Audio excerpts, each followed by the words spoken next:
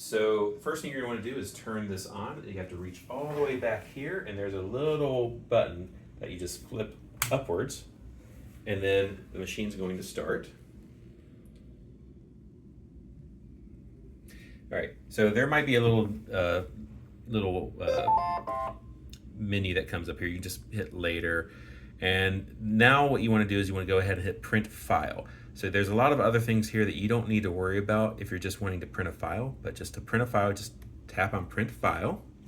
And then we're going to need to find the right file here. So there's a lot of different files here. So I have red filament up here, and I'm going to print one of the red shapes. So we're going to say we're working on pneumacons. So if I look for what color is the red, that's 5.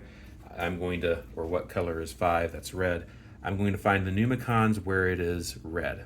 And so I'll just kind of go through the menu here until I find pneumacons. Okay, so I have pneumacons, and there's pneumacons 5s, and this prints 24 of those 5s.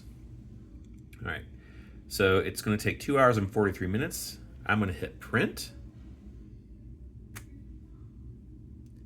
And that's it. It's going to be preparing right here for a little bit. That means the temperature is going to warm up. See, it's singing and dancing already for us. And so you can see right here, all of this right here is just telling us different temperatures. So that's the nozzle temperature. That's right here. That's heating up for the filament. And that's the bed temperature. And these are Celsius degrees. So when you're thinking, oh, 111, that's not that much, that will burn your skin. So don't touch that. And don't touch any of it, actually. Just kind of let it do its thing. And that's it, really.